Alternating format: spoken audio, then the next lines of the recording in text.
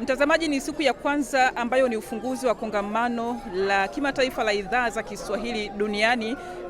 Wazungumzaji wa lugha ya Kiswahili pamoja na watengeneza maudhui kupitia radio, kupitia televisheni, kupitia majukwaa ya kidijitali wanakutana hapa kwa ajili ya kujadili mambo mbalimbali kuhusiana na lugha ya Kiswahili ambayo kwa sasa ina wazungumzaji zaidi ya milioni 500 duniani kote. Mgeni rasmi katika kongamano hili la 5 ni makamu wa pili wa rais wa Zanzibar, Ahmed Suleiman Abdul. Hebu tuwasikilize waandishi wa habari waliohudhuria hapa, baadhi yao wana yapi ya kusema kuhusiana na kongamano hili.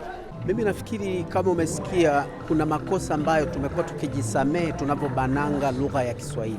Haipaswi kujisamehe eti umebananga lugha ya Kiswahili. Mbona Kiingereza watu tasikia, I'm sorry, nimekosea.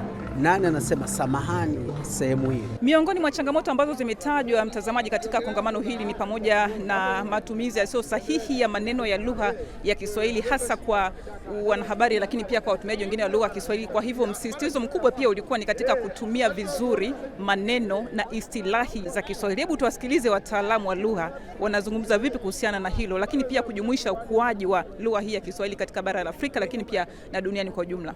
Sisi hususan kwenye idara yetu ya lugha ya Kiswahili tuna idara maalum kabisa ya Kiswahili ambayo huwa tunakuwa na warsha mbalimbali za lugha ya Kiswahili. Hasa tunapofungua chuo, sisi kama idara huwa tunakusanya wanafunzi kwa pamoja na tunatoa dondoo kadhaa ambazo pia zinaweza zikawasaidia wao kujifunza Kiswahili. Changamoto zinavyokuwa nyingi ndio lugha inapokuwa.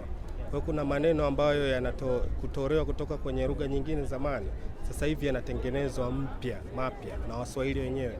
Na mtazamaji, kutokea hapa Arusha, Tanzania, makao makuu ya Afrika Mashariki, na ndipo ambapo kunafanyika kongamano hili la 5 la idhaa za Kiswahili duniani. Na kama tulivyosikia kwamba kuna changamoto, kuna mafanikio ya lugha hii ambayo ni lugha ya kwanza barani Afrika kutambuliwa na Umoja wa Mataifa. Wewe una maoni gani kuhusiana na maadhimisho haya, lakini vile kuhusiana na lugha ya Kiswahili kwa ujumla? Tutafurahi sana kuyaona maoni yako katika uwanja wa comments.